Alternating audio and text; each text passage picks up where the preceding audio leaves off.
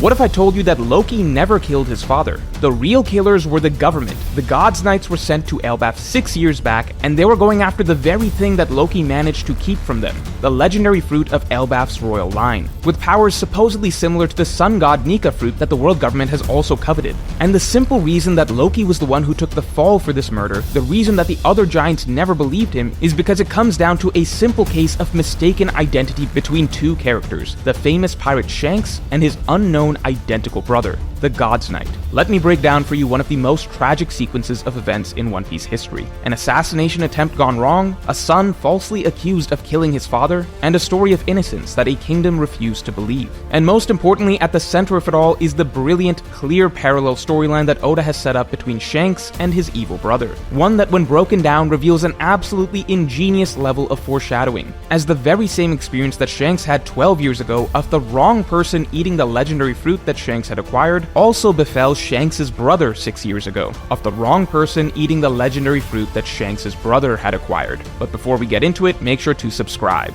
But first, we've got a huge holiday deal for you. Every single One Piece Island travel poster ever is now back and available again in the Morge store, with a major holiday pack discount. You can pick any 4 posters you like from the entire collection and get all of them 50% off. And don't miss out on the new posters this December. You can now get the classic islands of Water 7, Enies Lobby, Marineford, and Ohara. We're even rolling out alternate versions of past islands like Thriller Bark, Wano, Onigashima, and more. And the best part is, if you're trying to catch up to the travel poster collection and there are just too many to choose from, you can even get the complete World of One Piece bundle, which is the entire original set of all 15 travel posters, all together discounted for the ultimate collection. So if you want to treat yourself this holiday season, or you're looking for the perfect gift for a One Piece fan you know, then hit the link in the description below and get the holiday discount posters today.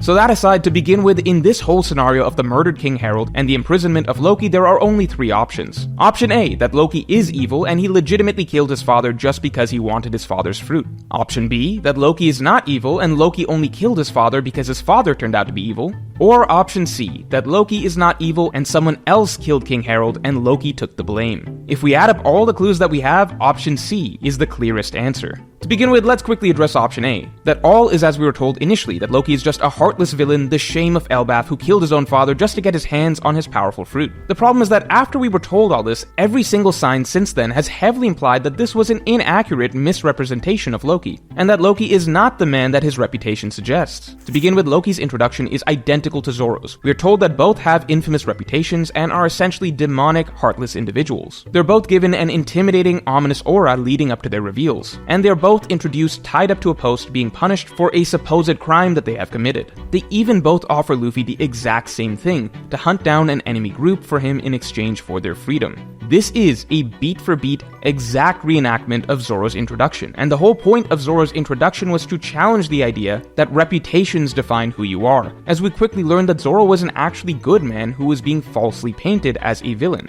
For Loki to be introduced so similarly to Zoro seems like a very deliberate way to make us, the reader, understand off the bat that what we are told about Loki on the surface is likely not the truth of his character. But the most important aspect of Loki's introduction is that, much like Zoro's introduction, as soon as Luffy begins to talk to him, Luffy begins to get along with him. Remember, Luffy does not get along with genuine villains in his first interactions, ever. At his core, Luffy is a phenomenal, intuitive judge of character. It's only when the subject of Shanks comes up that Luffy and Loki butt heads. But that will make sense later. The key point is that Loki and Luffy initially get along uniquely well, as they in fact actually seem to be kindred spirits in a sense. If Loki parallels Zoro in terms of introduction, then in terms of his actual character, Loki actually seems to be genuinely similar to Luffy in many ways. Loki expresses his core desire for freedom, Loki shares a similar gag of casually misnaming people that he meets, and Loki and Luffy both easily bond with the animals of the underworld. Most importantly, they're both wielders of legendary devil fruits tied to the sun god myth. Loki believes himself to be the sun god after eating his yet-to-be-identified fruit, whereas Luffy actually has the genuine Nika sun god fruit. Keep in mind the strong parallels between these two characters, as this ties back to the story of Shanks and his brother later on in this video.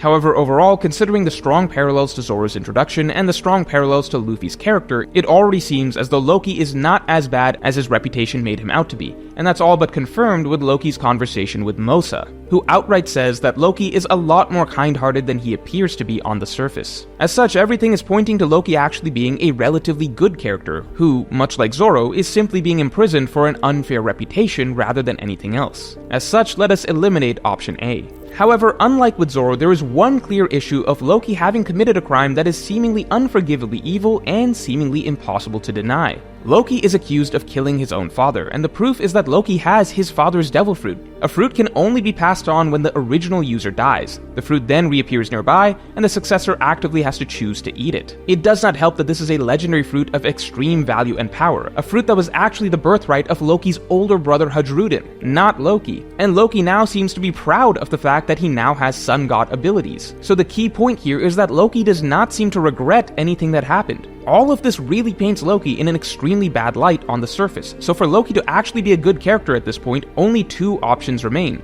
Either option B, King Harald was actually extremely evil and Loki was right to kill him, or option C, King Harald was killed by someone else and Loki was wrongly imprisoned. So let's examine option B next. I've seen a lot of people say that it's very possible that King Harald was in fact evil and has been working with the Gods Knights and the world government for the last 100 years. The evidence is that King Harald made Elbaf a peaceful land instead of a warfaring one, essentially removing the culture of war and fighting from the land. This would definitely have been in the world government's best interests, to neuter the kingdom of Elbaf in some way, as Elbaf was the strongest nation of the world and outside of the world government's control. As such, it may have been a natural strategic move for the world government to secretly strike a deal with the king to erase the warrior culture from the land and make the nation weaker overall, in exchange for some sort of benefit for the king. Some have suggested that this is how the Gods Knights are able to teleport to the island easily, because Harald left permanent teleportation circles for them to travel to the castle. So if this is the case, then whatever evil deal King Harald was doing with the Gods Knights, it's possible that Loki discovered it, realized that his father was deeply evil and a threat to the entire nation of Elbaf. Loki and his father then came into conflict, and it all ended with Loki killing his father. Now, I think this option is very, very possible, and it's what I initially believed, but the more I examined it, I realized that it's not the full picture. There are holes in option B. To begin with, regarding the point of the teleportation circle, it is not necessary that the magic circles have to be in place for the Gods Knights to travel to Elbaf. From what we've seen of Saturn's teleportation, once Saturn is close enough to the island, the magical circle can be made to appear and Saturn can teleport onto the island. From the dialogue, it does not seem as though anyone drew Saturn's summoning circle, it simply appeared there after Saturn, or perhaps Imu, willed it to appear. Proximity does seem to matter, as the other Gorsei could not just teleport to Egghead all the way from Arijua. However, once Saturn was close enough, he could teleport himself to the island, and then after that, Saturn could teleport all the other Gorsei from afar. As such, the Gods Knights being able to teleport into the castle of Elbaf only really means that they sailed close enough to the island to teleport there themselves. In fact, it's entirely possible that they didn't even get close to Elbaf by sea, but rather by sky, as there is the mysterious heavens realm of Elbaf that is established to be above it, though that is speculation for another time. Now, all of this does not poke holes in option B, the possibility that King Harald was evil. It simply establishes that the Gods Knights would not have needed any sort of prior arrangement with Elbaf's king to be able to freely teleport to the island, and so them being able to teleport into the castle is not really any evidence for any sort of prior arrangement with King Harald. Now, the bigger issue with Harald being evil is that it seems contradictory to the arc's likely thematic messaging and One Piece's thematic messaging in general. Harald turned the nation of Elbaf from a warmongering one that loved to battle for the sake of battle into an actual peaceful utopia. Throughout all of One Piece, it has been emphasized over and over that being a peaceful king is inherently good, and promoting a peaceful nation is inherently good. Ideal nations are fundamentally peaceful ones. We've seen this over and over with Cobra, with Riku, and even with Odin. Every single time, in every single case, it has always been portrayed as a flawed mentality to believe that willingness or desire to fight is what makes one strong. Elbaf was once the most warmongering nation of all nations. They seemed to genuinely enjoy war. And 100 years ago, they were so belligerent that they would literally begin life and death duels with each other over nothing more than a small slight to their pride. This is the exact opposite of the type of values that One Piece actually promotes. This is why Saul considered Elbaf to be a nation of barbarians, because that's what it used to be like as far as he knew. Something as wonderful as the Owl Library and the culture of classroom learning is only able to exist and flourish in Elbaf today because Saul arrived during King Harald's rule, where such ideas are welcomed. Harald is the one that actually asked for this classroom to be built so that the children can actually learn. Emphasis on education is a good thing for the island. The message is not going to be that the island would be better if kids didn't learn, and they grew up to be the barbarians that they used to be. Even the thousands sun sunny only exists because of King Harald. The wood for the Adam tree that the sunny is made out of was only possible to be traded for because Harald wanted the Elbaf giants to trade with other nations. I mean, Oda is very, very explicit about this. Literally at the start of the Elbaf arc, we are straight up told that Elbaf's old values and warmongering are wrong. We are introduced to a hot-headed child who is excited about the prospect of war and fighting, and Shanks, the actual wise, level-headed figure, makes it clear that these values are incorrect and that it's better to pursue non-violence and keep peace if possible. This is literally the same lesson that Shanks taught Luffy so far back. The lesson that Luffy carried into adulthood, understanding what it actually means to be strong and recognizing that it's only the weak who go out seeking fights. I shouldn't be explaining anything new here. We have 1100 chapters of this messaging. It is very hard to imagine that King Harald is somehow going to be portrayed as an evil king who turned a violent and misguided nation into a land of peace. Keep in mind, literally the only character in One Piece who has been shown to think of Elbaf's ancient values of war and fighting as really admirable is Usopp. And that's kind of the point. Usopp is a very weak, misguided character with a very poor self-image, which is why he latches onto what he thinks strong people should act like, when in reality, the story beats into our heads over and over again that the truly strong are not like Elbaf's warriors at all. The truly strong seek to maintain peace rather than begin battles. But all of that is just the thematic argument. Maybe there's some way that Oda can spin the whole thing to make it work thematically and say that Harald was evil. But then the real problem with this option of Loki having killed Harald because Harald was evil comes down to the devil fruit. From what we can tell, Loki has legitimately eaten this fruit. Loki himself seems to believe that he is now the sun god. If Harald was evil, and Loki discovered Harald doing something very evil and then killed him, then while that could be morally justified, that still would not excuse Loki then taking the opportunity to eat Harald's fruit. This is a legendary fruit of extreme power, supposedly a sun god fruit, so eating this fruit would inherently be a selfish act. A sort of power grab no matter how you spin it. While I can imagine a good guy character killing their own parent if it really came down to it, if that parent was that deeply evil, it becomes much harder to imagine a truly kind-hearted figure doing this and then also eating their dead parent's powerful devil fruit to gain that power for themselves. That would be purely for personal gain, and it's especially selfish considering that it's not even Loki's fruit to eat. Loki is the second-born son after Hajrudin. Hajrudin is the first prince of Elbaf and the natural successor to a legendary fruit that would have been passed down through the royal family. So the problem with this option is that even if the killing of Harald can be morally justified, no one would have ultimately forced Loki to eat the fruit afterwards. That would have been his own selfish choice that there is no defense for. If Loki's motivations were truly fair, then he would have given the fruit to his older brother, or at least notified the rest of Elbaf of what had happened so that it could be fairly determined what should happen with the fruit. So it feels like there's still something missing, and what makes everything click is option C. King Harald was good.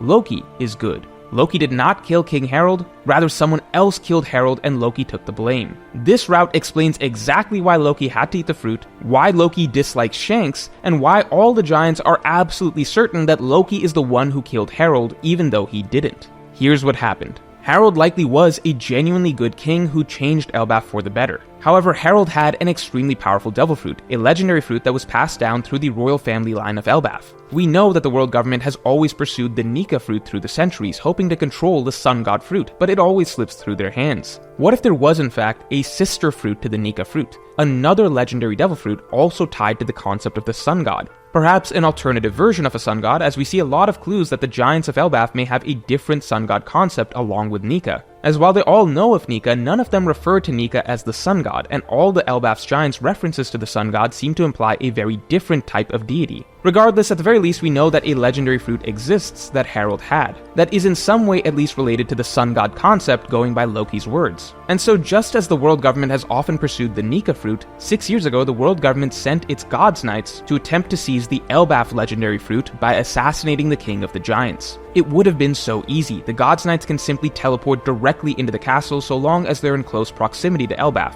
They can kill the king and take his fruit, just as Burgess planned to do with Sabo.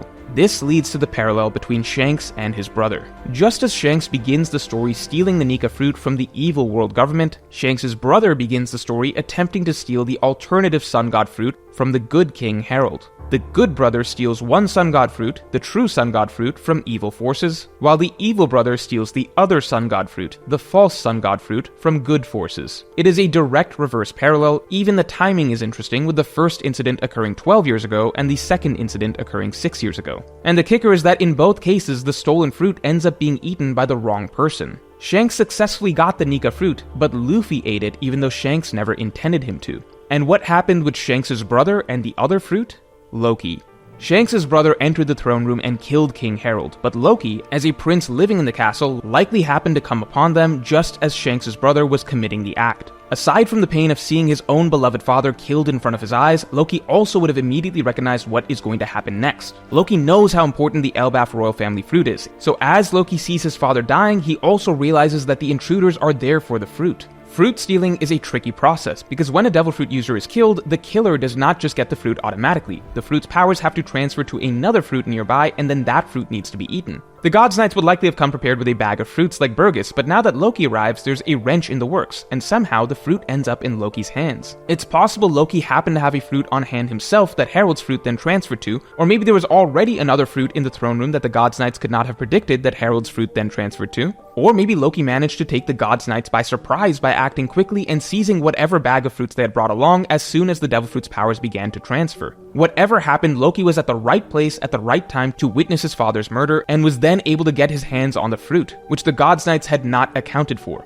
Loki would have had to act immediately and would have naturally done the very first thing one can think of in such a situation to protect the fruit from the thieves, which would have been to eat it himself. This is the one and only scenario that justifies Loki eating the fruit. He had to eat it to protect it. As this incident unfolded, the noise would likely have brought other giants in the castle rushing to the scene, but by that point the God's Knights would have teleported away as the plan had gone awry, and the only thing that the giants who arrived at the scene would have seen would have been Loki and his dead father, King Harald. There were no other suspects at the scene, and the clear piece of incriminating, undeniable evidence would have been that Loki now had Harald's devil fruit powers. But here is the final issue for Loki. The murderer that Loki saw, Shanks' brother, looks exactly like Shanks. Loki would naturally have known who the real Shanks is and what he looks like, as Shanks regularly frequents Elbaf. And even if this whole assassination incident took place before Shanks was a regular visitor at Elbaf, Shanks was still at this point in time a very famous pirate known across the New World.